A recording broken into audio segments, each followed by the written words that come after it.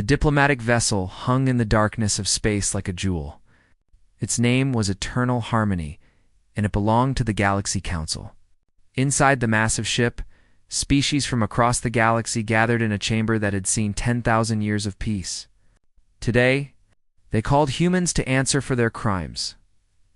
Ambassador Jiwan walked through the long corridor toward the council chamber. Her diplomatic robes felt heavier than usual. Beside her, Admiral Han wore his military uniform, the dark blue fabric marked with medals from a dozen conflicts. They had worked together for 5 years, but today felt different. Today felt like an ending. The chamber doors opened with a soft hiss. Inside, representatives from 47 species waited. Some looked like insects, with multiple eyes and chittering mouths. Others were made of living crystal that glowed with inner light. Some had serpentine bodies that coiled around their seats, and some were strangers still, defying easy description. At the center sat Thession, a serpentine being whose scales shimmered with changing colors. His species, the Thalessi, had been part of the council for 6,000 years. He regarded the humans with eyes that held no warmth. Ambassador Guan Deshin said through his translator device, "Admiral Hen, welcome to the Galaxy Council. We have matters to discuss." Guan bowed respectfully. "We are honored to be here. Humanity seeks peaceful relations with all species." The Sun's translator conveyed something like amusement. "Peace? Yes. That is why we have called you here. To discuss peace and the terms you must accept to maintain it." A holographic display activated in the center of the chamber. It showed human territory, 15 star systems marked in blue. Then red zones appeared, overlapping 7 of humanity's newest colonies. These territories, Theshin continued, were designated as development reserves 3,000 years ago. They are meant for primitive species to evolve without interference. Your presence there violates ancient law. Jawan felt her stomach tighten.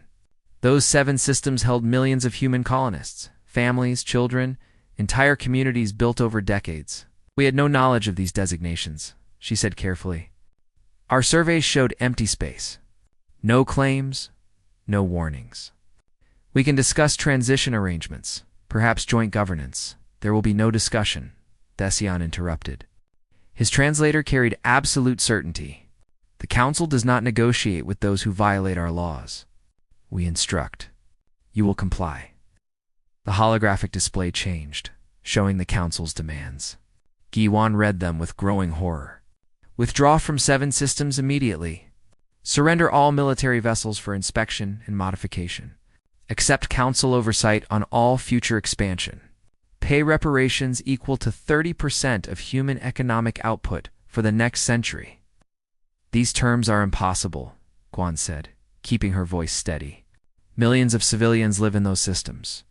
Our military protects human space from pirates and hostile forces. These demands would leave Earth defenseless and bankrupt our economy. That is the price of lawbreaking, Theshin replied. Every species in galactic history has accepted similar terms when they overstepped. You are not special. You are not unique. You are simply next. And Jiwan tried again. She proposed compromise after compromise. Gradual withdrawal over 10 years. Partial disarmament. Reduced reparations. Shared governance of disputed territories. For every proposal, Theshin had the same response. No. The terms were not negotiable. Around the chamber, other council members watched silently. Some seemed uncomfortable with Theshin's harsh tone. Others appeared bored, as if this was routine business. None spoke in humanity's defense. Admiral Han had been silent throughout the meeting. Now he spoke for the first time. What happens if we refuse? The chamber fell completely silent. The CNL scales rippled with colors that the translator identified as surprise and contempt. No species has refused the council in recorded history, the CN said slowly. But if you are asking hypothetically, refusal would mean declaring yourselves enemies of galactic civilization. The council would have no choice but to enforce compliance through military action. Hyun nodded slowly, as if the Shen had confirmed something he already knew. I see then. Let me be clear. Humanity rejects your terms. We reject your authority. We reject your claim to govern territories you have never visited. And if you want to take what is ours, you will have to come and take it. Yuan turned to stare at Hyun in shock. Around the chamber, species that had not moved in hours suddenly stirred. Voices rose in a dozen languages, all expressing the same disbelief. This N scales flashed bright red. You dare? You primitives who have barely left your home system, dare to threaten the Galaxy Council. Not a threat, Hyun said calmly. A statement of fact. You gave us a choice between submission and war. We choose war. The chamber erupted into chaos. Species that had maintained dignified silence for millennia were shouting. The insectoid Vrel delegates chittered in agitation. The crystalline lumina pulsed with angry light. Veshin's voice rose above them all, demanding silence, demanding order. Gi-hwan grabbed Haeon's arm. What have you done? She hissed. Do you understand what you just... I understand perfectly, Hyun said quietly. They were never going to negotiate. This was always going to be submission or war. At least now we choose our path instead of having it chosen for us. Security forces appeared at the chamber doors, not to arrest the humans, but to escort them out before the council's rage turned violent. Yuan and Hyun walked through corridors that seemed longer than before, their footsteps echoing in the sudden silence. On their shuttle back to human space, Yuan confronted Hyun properly. You threw away decades of diplomatic progress, years of building relationships. All gone because you couldn't accept terms we might have negotiated down. There was no negotiation, Hyun replied. He activated a small device, showing recordings of the meeting. Watch the Sheen's body language. Read the other council members' positions. They came here with fixed terms. Everything you said, every compromise you proposed, they had already decided to reject. This was Theater Guan. They wanted you to beg. They wanted humanity on its knees. Guan watched the recordings again, seeing details she had missed in the moment. The way Thessian never considered her proposals. The way other council members avoided her eyes. The way the terms appeared on the display before she finished speaking, as if they had been prepared in advance. Even if you're right, she said finally. Even if they were never going to negotiate. War is suicide. They have thousands of ships. We have dozens. They have technology we can't match. How do you expect to win? Haeon smiled, and for the first time, Juan saw something cold in his expression. Something that had always been there, hidden beneath the diplomatic facade. Who said anything about fighting fair? Haeon asked. The council has played by their rules for 10,000 years. They think war has rules, honor, civilized conduct. They're going to learn that humans don't fight civilized wars. We fight to win. The shuttle docked at the Terran Defense Fleet's command ship. Hyen's second officer, Captain Minji, waited with urgent reports. Encrypted messages from Earth. Orders from military command. Activation codes for protocols most of the diplomatic corps did not know existed. How long until the council fleet arrives? Hyun asked. 3 weeks, Mingi replied. They are assembling an enforcement fleet. 200 ships. They expect us to surrender when we see the numbers, Good Haeon said. That gives us time. Activate the hidden shipyards. Recall all deep space patrols. And send a message to General Taiyang on Earth. Tell him the war has begun. Tell him to release the wolves. Somewhere deep beneath Earth's surface. In a command center carved from solid rock, General Taeyang received the message. Around him, screens showed human territory, council movements, and secret projects that had been prepared for exactly this moment. So they chose war, Taeyang said to the empty room. They could have treated us as equals. They could have negotiated. Instead, they demanded we kneel. He pressed a series of commands, activating systems across human space. Very well. Let them learn what war actually means. On New Busan, humanity's furthest colony, Governor Junho received his orders and smiled grimly.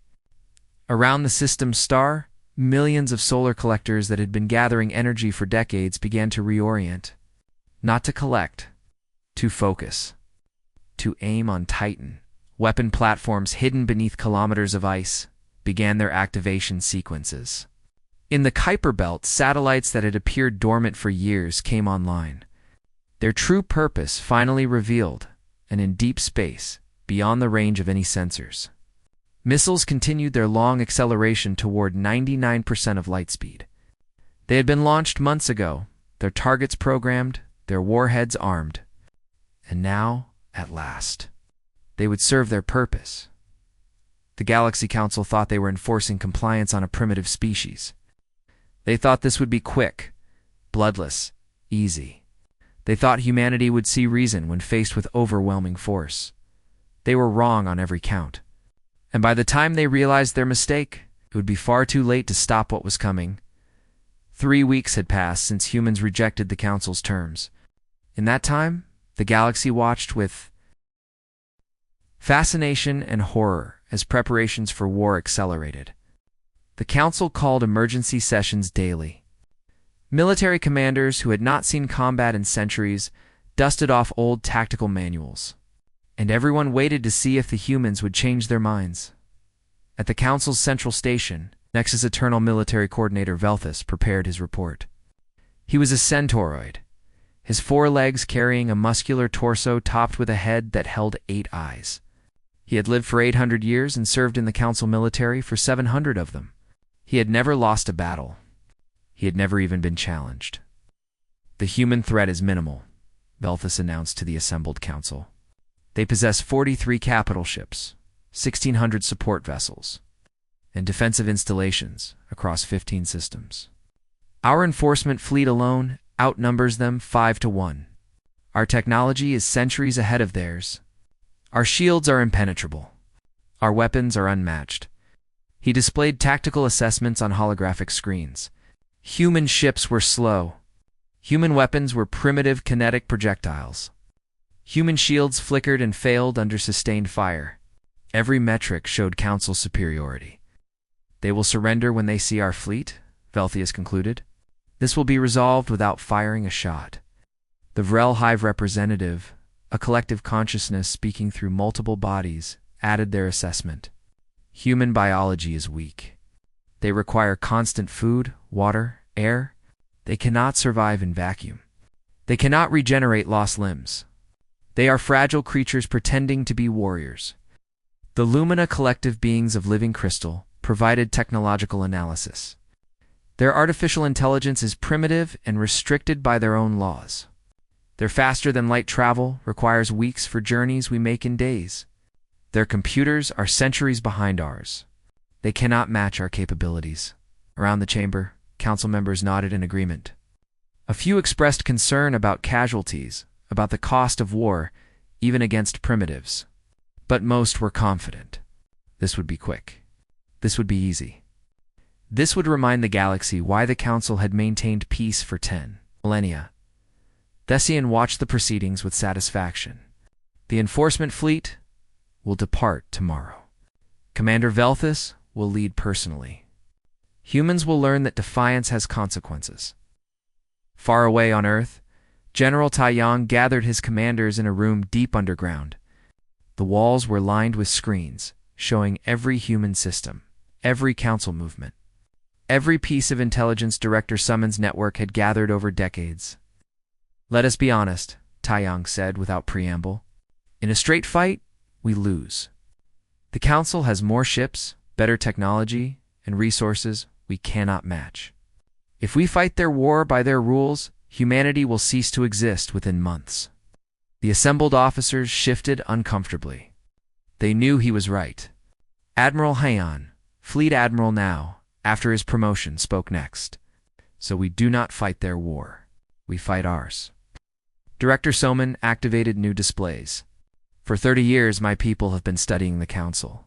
Not just their technology, but their psychology, their history, their weaknesses, and we have found something remarkable. The Council has not fought a real war in over 3,000 years. Every conflict since then has been resolved through intimidation. Show up with overwhelming force. Watch the enemy surrender. Go home.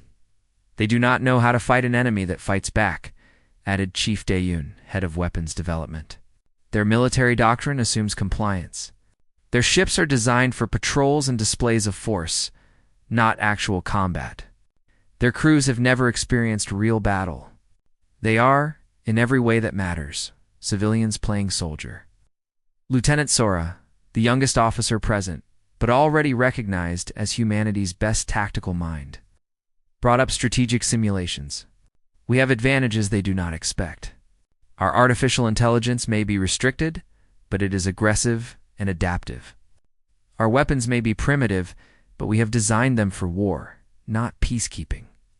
And most importantly, we are willing to do things they consider unthinkable. Taiyang nodded. The Council has rules of warfare, conventions, standards of civilized conduct. We will follow none of them. Every advantage will be exploited. Every weakness attacked. We will use tactics they consider barbaric, weapons they consider forbidden, strategies they consider impossible. And we will do this because we have no choice. Coordinator Yunji, who managed humanity's strategic AI network, showed the final piece. Our AI systems have been running simulations for years, thousands of scenarios, millions of battle outcomes. The conclusion is always the same.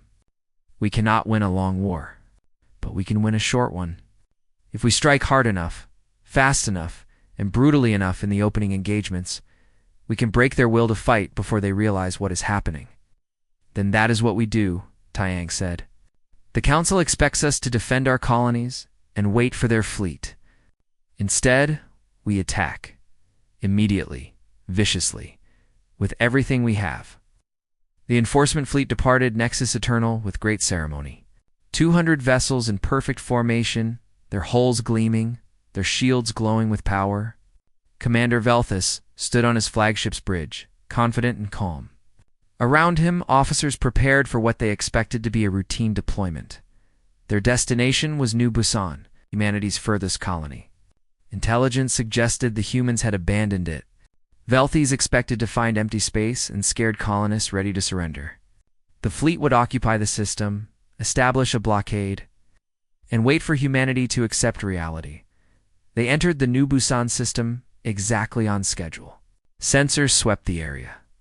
The main colony on the planet registered normal life signs. Orbital stations were silent. No defensive platforms. No military ships? Nothing. Where are they? Velthius's tactical officer asked, confused. Hiding, Velthius replied. Or they ran. Either way, we have won without firing a shot. Prepare landing forces. We will accept their surrender in person. A transmission came from the planet's surface. Governor Gunho appeared on screen, his face calm and almost friendly. Commander Velthius, I presume. Welcome to New Busan. I have a message from Earth. You have 10 minutes to withdraw your fleet from this system. If you do not, we will demonstrate why humans do not surrender. Velthius' translator conveyed his amusement to the bridge crew. A threat. From a governor with no fleet, no weapons, and no options? This is the human arrogance we were warned about. You really should leave, Junho said, checking a timer. 9 minutes now. Velthus cut the transmission. Ignore their theatrics. Move the fleet into orbital position. Prepare boarding craft. These humans need to learn respect. The fleet moved into formation around New Bison Star. Perfect spacing. Optimal positioning. Everything by the manual that had served the Council for millennia. Junho's voice came again. This time broadcast on all frequencies. Your time is up, Commander. You chose this. Chose what? Velthys began to ask. Then the star went out. Not dimmed. Not eclipsed. The star's light simply vanished, replaced by a focused beam of pure energy that carved through space like a knife. New Busan Star was surrounded by millions of solar collectors that humanity had been building in secret for decades. Now those collectors reoriented, focusing the star's entire output into a single devastating beam. The beam caught Velthius's flagship first. His shields, considered impenetrable, lasted less than a second. The ship vaporized instantly, along with everyone aboard. The beam swept through the fleet like fire through paper. Ships exploded. Hulls melted. Reactors detonated in chain reactions. In the first 30 seconds, 173 council vessels ceased to exist. The survivors panicked, breaking formation, trying desperately to activate their faster-than-light drives and escape. Ships collided in the chaos. Some fled in random directions.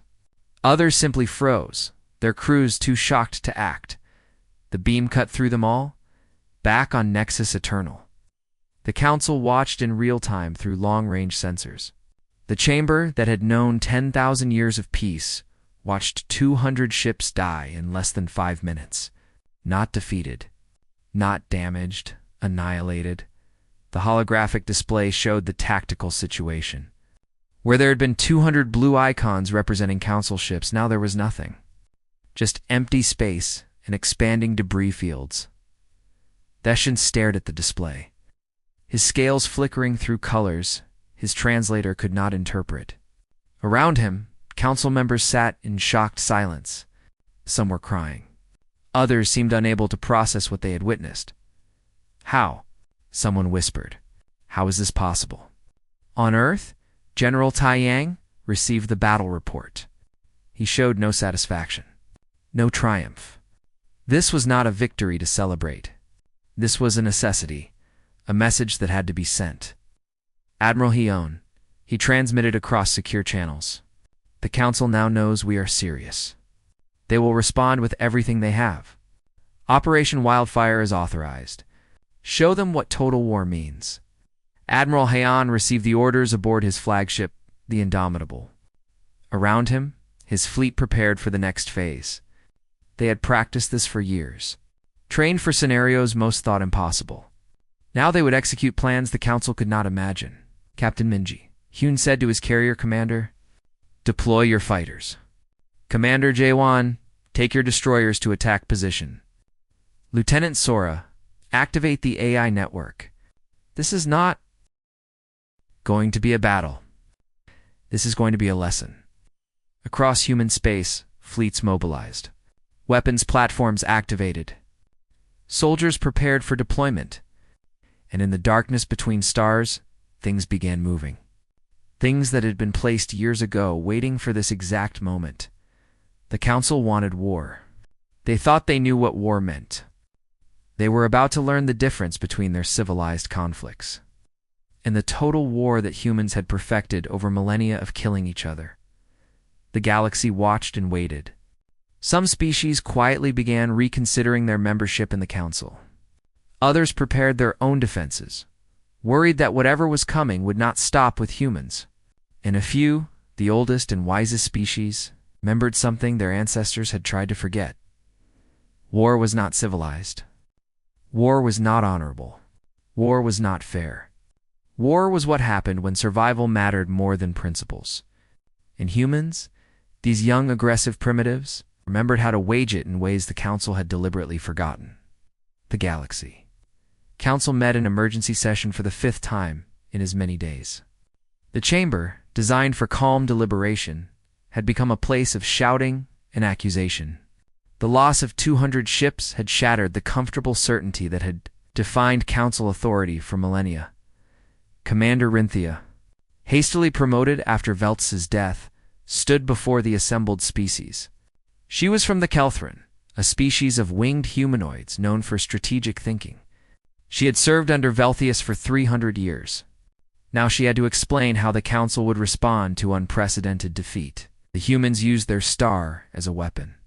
Rinthia explained, her wings folded tight against her back in a gesture of controlled tension. They built millions of solar collectors over decades. We thought they were harvesting energy. We did not realize they could weaponize that collection system. Our intelligence failed. Your intelligence? Vishin's scales flashed angry red. The entire military command assured us humans were primitive, incapable of threatening the Council. And now 200 ships are dust? The Vrelhive spokesperson clicked in agitation. We must respond with overwhelming force. 5,000 ships. 1/5 of our total fleet. We will destroy every human colony simultaneously. They cannot defend everything at once. The Lumina Collective pulsed with uncertain colors. Such an escalation risks galactic stability. Other species are watching. If we appear weak, our authority crumbles. But if we appear tyrannical, we lose the moral foundation of our governance. The debate raged for hours. Some species called for negotiation, for finding a peaceful solution. Others demanded total war, complete destruction of human military capacity. And some, quietly, began questioning whether the Council's authority was worth preserving if it required such bloodshed. Finally, they voted. 5,000 ships would be assembled. Commander Rinthia would lead them personally. But there would be rules. No attacks on civilian populations. No weapons of mass destruction. No violations of the Galactic Convention on Warfare. The Council would show that even in war, they maintained their civilized principles. Rinthia accepted the command without enthusiasm. She had studied the New Busan battle recordings 100 times. She saw things that terrified her. Not just the weapon itself, but the planning behind it. The patience. The deception. Humans had built that system over decades, hiding its true purpose, waiting for the perfect moment to strike. What else had they built while the Council dismissed them as primitives? On Earth, in the underground command center, General Taiyang met with his top commanders. Admiral Heian had returned from the fleet to participate personally. They gathered around a holographic display, showing Council movements. They are assembling a massive fleet, Director Soman reported. 5,000 vessels. Every major military asset the Council can spare. They plan to hit us with overwhelming force, Good Heian said, surprising everyone. The larger the force, the harder it is to coordinate. The more vulnerable to disruption. They will follow their rules of warfare, Salman continued. No attacks on civilians, no forbidden weapons. They want to defeat us without becoming what they claim we are. Then we exploit that, said Lieutenant Sora. She brought up tactical simulations. They will try to fight a civilized war, clean, precise, following conventions we never agreed to. We will fight dirty. We will use tactics they consider dishonorable. Weapons they banned. Strategies they believe are war crimes. Chief Daeyun activated displays showing new weapons systems. We have been developing these for decades. The Council thinks our technology is primitive. They think our weapons are simple, kinetic projectiles. They have no idea what we are actually capable of. Coordinator Yuanji showed the AI network's latest analysis. The Council fleet will be the largest military force assembled in 3,000 years. But size is a weakness, as much as a strength. Their commanders are not trained for coordinating such massive formations. Their communication systems were designed for peacetime operations. Their ships are not built to fight as a cohesive force. Taiyang listened to each report, then made his decision. We will not let them choose the battlefield. We will not wait for them to arrive at our colonies. We strike first, at a location of our choosing. We turn their size against them. And we show the galaxy that the Council is not invincible. Hyun asked. Kepler Station, Taiyang replied. Their industrial center, where they build ships and manufacture technology. We hit them where it hurts most, not their military, their economy. The Council fleet assembled at Rally Point Sigma, a neutral system chosen for its strategic position. 5,000 ships, representing every major species in the Council. The formation stretched across millions of kilometers, an armada that had not been seen since the ancient wars the Council preferred to forget. Commander, Rinthia stood on her new flagship's bridge, watching the assembly with mixed feelings. This was power beyond imagination. This was force that could crack planets. And yet, she felt uneasy. All ships report ready, her tactical officer announced. Course laid in for Kepler Station. We will arrive in 3 days. Why Kepler? Rinthia wondered aloud. The humans must know we will defend our industrial center. Why would they attack there? Her second officer, a young Kelthran named Vintara, suggested perhaps they planned to defend their colonies after all. Perhaps the attack on New Busan was their only weapon. Rinthia wanted to believe that. But something in her military instincts screamed warning. She had watched the New Busan recordings too many times. Humans who could plan something that complex, execute it so precisely, would not run out of surprises. "Double the scouts," she ordered. "I want sensor sweeps of every approach route. These humans like ambushes. We will not give them another opportunity." The fleet departed Rally Point Sigma in perfect formation. 5,000 ships moving as one, their combined shields creating a defensive barrier that should stop any weapon. Commander Rinthia had prepared for every scenario her tactical staff could imagine. She had not prepared for what the humans actually did. The fleet approached Kepler Station after 3 days of travel. The station was massive, a construction facility capable of building 100 ships simultaneously. Thousands of automated factories orbited it, producing everything the Council needed to maintain their technological superiority. Defensive forces activated as the human fleet appeared. 1,000 Council ships moved to intercept. Planetary shields came online. Weapon platforms charged their arrays. Then Commander Jawan's destroyers arrived. They did not arrive through normal space. They did not exit faster than light travel at a safe distance. Instead, they materialized inside the Council formation, merging from FTL directly among the defensive fleet. This was impossible. Ships that exited FTL too close to other vessels risked catastrophic collision. The Council's safety protocols prevented such maneuvers. Human ships, apparently, had no such protocols. The destroyers immediately detonated nuclear warheads. Not at enemy ships. At themselves, Jawan's entire destroyer group committed suicide in the opening seconds of the battle. Their ships exploding in brilliant flashes. The Council commanders were stunned. What kind of enemy destroys their own forces? What kind of tactic was this? Then Captain Minji's carriers arrived, launching thousands of small craft. These were not manned fighters. They were autonomous drones controlled by human AI, and they flew with complete disregard for the safety of their pilots. Because they had no pilots to protect, the AI fighters performed maneuvers that would kill living pilots. They generated forces of 30, 40, 50 times Earth's gravity in their turns. They rammed enemy ships at relativistic speeds. They detonated themselves against shield generators. They were weapons that flew like spacecraft, and they were terrifying. Commander Rinthia tried to coordinate a response, but her communications network was failing. Coordinator Yunji's AI had infiltrated the Council's systems, not to control them, but to disrupt them.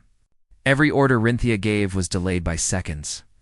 Every response was corrupted by interference. The massive fleet lost cohesion. Individual ship groups fought bravely, but they fought alone.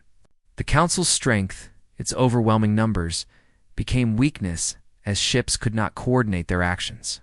Human forces struck isolated groups, destroyed them, and retreated before reinforcements arrived. The battle lasted 6 hours. By the end, the Council had lost over 700 ships. Rinthia ordered a retreat, but many vessels were too damaged to enter faster than light travel. She was forced to abandon them.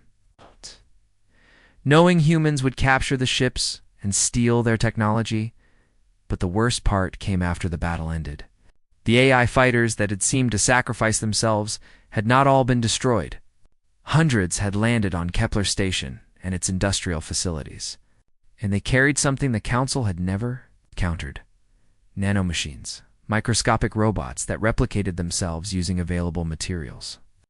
Within hours, they had infiltrated every computer system, every manufacturing plant, every piece of technology on Kepler Station. The station did not explode. It did not burn. It simply stopped working. Every factory, every computer, every system corrupted by self-replicating machines that humans could control, but the Council could not remove Kepler Station. The industrial heart of Council territory was rendered completely useless without firing a shot at it. On Earth, Ambassador Jiwan walked through military hospitals filled with casualties. She saw soldiers with missing limbs, burned skin, faces scarred by combat. She stopped at one bed where Ensign Minsu lay, wrapped in regeneration bandages. "You flew at Kepler?" she asked gently. "Yes, Ambassador," Minsu replied, his voice weak. Kamikaze run. My ship's AI brought me home, but barely. Was it worth it? Minsu looked at her with eyes that seemed older than his years. They wanted to erase us, Ambassador. Make us slaves. At least this way, we choose how we die. We choose to fight. Guan felt tears threatening. She had spent her career building diplomatic relationships. Now she watched young people die defending principles he thought could be preserved through words. She found General Taeyang in his command center, studying casualty reports. "We are becoming monsters," she said, without preamble. Taeyang looked up at her, his expression weary. "No, we are becoming survivors. The Council had plans for us, Giwan. Plans we discovered through intelligence. If we had surrendered, they would have dismantled our colonies over 3 generations, relocated populations, erased our culture, made us forget we were ever free. Their diplomacy was genocide, dressed in peaceful words. And our response is actual genocide? Our response is refusal," Taeyang said firmly. "We refuse to die quietly. We refuse to be erased. We refuse to surrender. If that makes us monsters, then we will be monsters. But we will be free monsters." Guan had no answer to that. She left the command center feeling lost, uncertain whether humanity was fighting for survival or losing its soul in the process. Back at Nexus Eternal, the Council faced a crisis of confidence. They had lost nearly 1,000 ships in 2 battles. Kepler's station was crippled. And worst of all, they had lost something more important than vessels or facilities. They had lost their certainty. For 10,000 years, the Council had governed through the absolute belief that they were right, that their authority was legitimate, their way was the only civilized path. Now species were questioning that certainty. If the Council could be defeated, if their authority could be challenged, if their rules could be ignored, then what gave them the right to govern? Deshin addressed the Council with desperation in his voice. "We must show strength. We must demonstrate that defiance has consequences. I propose we use the ancient weapons, the forbidden technologies we swore never to employ again." The chamber erupted in debate. Some species supported the idea.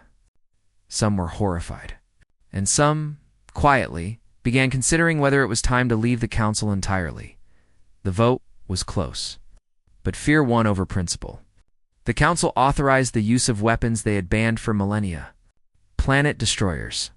Star killers. Technologies that violated every law they had created. They would show humanity what true power meant. And if they had to become what they claimed to oppose, if they had to abandon their principles, well, that was humanity's fault for refusing to surrender. The Worldbreaker emerged from its hidden dock at the edge of Council space like a nightmare from ancient history. It was not a ship. It was a weapon platform, built in an age when the Council's member species still waged war against each other. For 3,000 years it had been kept as a reminder of what they had evolved beyond. Now they activated it to destroy humanity. Commander Rinthia supervised the weapons deployment personally. She stood in the control center, watching as engineers who had trained their entire lives for a moment they hoped would never come brought the ancient systems online. The weapon uses focused gravitational waves, the chief engineer explained. His crystalline form pulsing with nervous energy. It tears planets apart from the inside. The target's own gravity becomes the weapon. There is no defense. No shield can stop it. Once activated, the target world has minutes before it breaks apart. And you are certain it will work? Rinthia asked. "We have tested it on uninhabited worlds," the engineer replied. 3 times in the past 1,000 years to ensure it remained functional. Every test was successful. The technology is ancient, but reliable. Rinthia studied the targeting data. Earth, humanity's homeworld.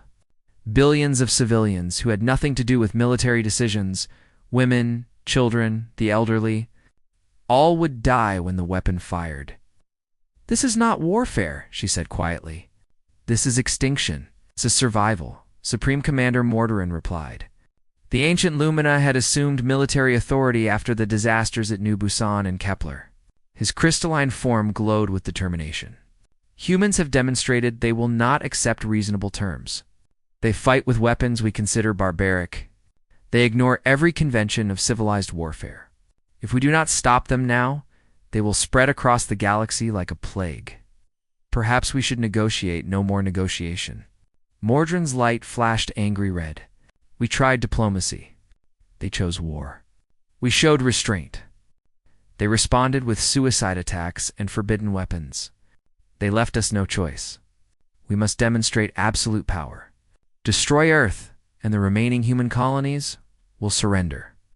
Rinthia wanted to argue, but she was a soldier. She followed orders, even orders that disgusted her. The weapon will be ready in 12 hours, she reported. We will broadcast a final ultimatum. Humanity has that long to surrender completely, or Earth dies.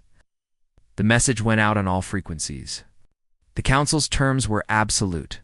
Complete withdrawal from all disputed territories. Total disarmament. Unconditional surrender. Accept these terms, or watch their homeworld destroyed. On Earth. In the deep command center, General Tai Yang received the ultimatum with no visible reaction.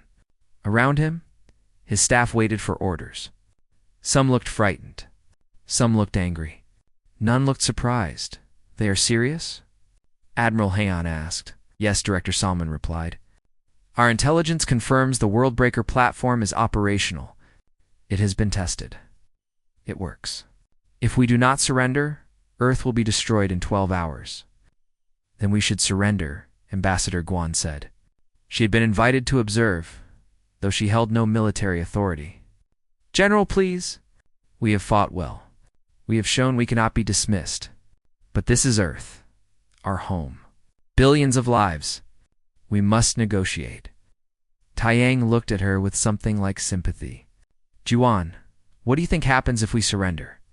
Do you believe they will allow humanity to continue existing? Do you think they will forgive what we have done? The Council follows laws, Juan insisted. They have rules about treatment of defeated enemies. They would not. They are about to commit genocide to defeat us, Taiyang interrupted. What rules do you think they will follow afterward? No, if we surrender now, humanity dies slowly instead of quickly. That is the only difference. He turned to his commanders. Lieutenant Sora, what is the status of our response? Sora brought up tactical displays. The missiles launched 4 months ago are in position. We have relativistic projectiles approaching 53 Council worlds. Each one carries enough kinetic energy to sterilize the target planet. The Council does not know which worlds are targeted because the missiles are moving too fast to track. Coordinator Yunji, confirmation? Yunji nodded. The AI network has maintained constant tracking. All missiles are on course. We can recall them if needed, but once they are within the final approach phase, there is no stopping them. Chief Daeyun, backup systems. All secondary weapon platforms are operational, Daeyun confirmed. If the Council destroys Earth, automated systems will ensure the relativistic missiles continue to their targets. They cannot negotiate our weapons into stopping. Only we can recall them. Taiyang made his decision. Broadcast a response. All channels. Maximum priority. I want every species in the galaxy to hear this. The transmission went out minutes later. Admiral Hain delivered the message personally, his face calm and his voice absolutely certain. To the Galaxy Council, we have received your ultimatum. We have seen your weapon. We acknowledge you have the power to destroy Earth, but you should understand what happens if you use that power. 4 months ago, we launched 147 relativistic missiles. They are currently approaching 53 Council worlds at 99% of light speed. We will not tell you which worlds are targeted. Your sensors cannot track them. Your defenses cannot stop them. Each missile carries enough kinetic energy to destroy a planet. You have 12 hours to destroy Earth. We have weapons already in flight that will arrive over the next 6 weeks. You can kill our homeworld. We can kill yours, and your neighbors, and your industrial centers, and your civilian populations. The difference between us is simple. We do not bluff. You wanted to demonstrate your ancient weapons? We will demonstrate ours. You have 12 hours to decide if Earth is worth 53 of your worlds. Choose carefully. The transmission ended. Across the galaxy, every species that heard it felt cold fear. The humans were not just willing to die, they were willing to take everyone else with them. On Nexus Eternal, the council chambers descended into chaos. Species that had coexisted peacefully for millennia screamed at each other. The carefully maintained facade of unity shattered completely. Ow. They are bluffing, the Vrel Hive insisted. They do not have such weapons. They cannot have built them without our sensors detecting launches. Can we afford to assume that? Another species countered. They have surprised us at every turn. The solar weapon at New Busan, the Nanomacini attack at Kepler. What if they are telling the truth? Director Summon's intelligence network had been working overtime. Now she delivered information that made the situation worse. Human operatives had infiltrated council networks and released proof. Sensor logs showing missile launches from human space months before the war began. Trajectory calculations showing 53 different targets. Technical specifications proving the weapons could do exactly what humans claimed. It is real, Mordorin said, his crystalline form dimming with shock. They have had these weapons aimed at us for months. While we debated, while we prepared our ultimatum, while we believed ourselves in control, they were already prepared to destroy us. The Shane's scales flickered through colors that conveyed panic. We must destroy the missiles before they reach their targets. They are traveling at 99% of light speed, a tactical officer explained. We cannot intercept them. By the time our sensors detect them, they will impact seconds later. There is no defense. The reality settled over the council like a suffocating blanket. Earth could be destroyed, yes, but the cost would be 53 council worlds. Billions dead. Perhaps trillions. Industrial centers gone. Homeworlds sterilized. And for what? To enforce compliance from a species that refused to comply? We must negotiate, someone said. With terrorists? Another replied. With equals, a third voice interjected. It came from the archivists, an ancient species that rarely spoke. Their representative was so old that even their translator struggled to convey their thoughts. Humanity is not unique. They are not special. They are what we all once were before we forgot the cost of survival. The question before us is not whether to negotiate. The question is whether we remember how to treat with equals rather than subjects. The debate continued for 8 hours. Some species demanded they call humanity's bluff, use the world breaker, accept whatever casualties resulted. Some called for immediate surrender. Some suggested splitting the council, each species making its own decision about how to respond. Finally, with 4 hours remaining before the ultimatum expired, High Chancellor Mordorin made an unprecedented decision. He opened a private channel to Earth, not to General Tai Yang or Admiral Heian, but to Ambassador Guan. Ambassador Mordrin's translator conveyed weary resignation. I believe we need to speak, not as conqueror and subject, not as superior and inferior, but as two people trying to prevent mutual extinction.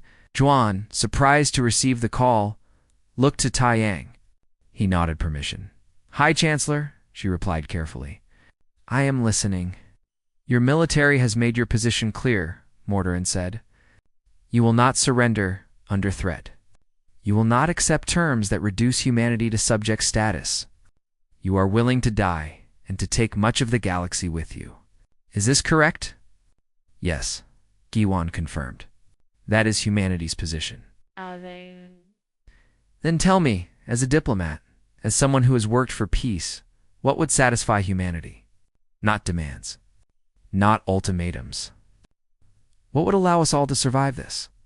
Jiwan thought carefully. This was the moment she had hoped for since the war began, a chance to find a peaceful solution. But she also knew that any weakness now would be exploited. The council must end, she said finally. Mordrin's crystalline form pulsed with shock. End. You want us to dissolve the governing structure that has maintained galactic peace for 10 millennia? Your peace was built on forcing younger species to accept your authority, Jiwan replied. That is not peace. That is control. Humans will never accept being controlled. We would rather die. And I suspect if you are honest, you will find other species feel the same way. What would replace the Council? A true federation, Jiwan explained. Every spacefaring species has a voice. Equal representation. Real negotiation. No more ultimatums from elder species to younger ones. No more claiming territories for species that have not even evolved yet. No more assuming you have the right to govern because you are older. That is chaos, Mordorin protested. Without central authority, there will be conflicts. Wars. The very things the Council was created to prevent. Then let there be conflicts, Juan said. Better honest disagreements between equals than forced peace between masters and subjects. Better chaos than slavery. Better freedom than security. Mordorin was silent for a long time. Finally he said, I must bring this proposal to the Council. I cannot promise they will accept. Many species will refuse to surrender authority they have held for millennia. Then they can leave, Guan said.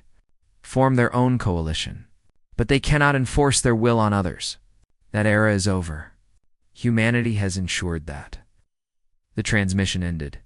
Jiwan looked at Tai Yang, uncertain whether she had helped or made things worse. Well done, the general said quietly. You gave them a path that does not end in mutual extinction. Now we see if they are wise enough to take it. Al Nexus Eternal. Mordorin presented Juwan's proposal to the Council. The debate was fierce. Some species left the chamber immediately, refusing to even consider such a fundamental change. Others argued for variations, modifications, ways to preserve some of their authority. But as the clock ticked down toward the ultimatum's expiration, as they stared at the tactical displays showing both the world breaker and the locations of 53 worlds that might die, reality forced a decision. With 30 minutes remaining, the Council voted. It was not unanimous. Nearly a third of the member species refused to participate. But enough remained to make it legitimate. The Galaxy Council voted to dissolve itself and reconstitute. As a galactic federation with equal representation for all spacefaring species, Mordorin sent the official decision to Earth. General Tai Yang received it, confirmed the details, and issued the recall codes for the relativistic missiles. One by one, the weapons received their signals and altered course. Arcing away from their targets, the last missile veered off with only 12 minutes to spare. The target world's population would never know how close they came to extinction. The war was over, but the real work was just beginning.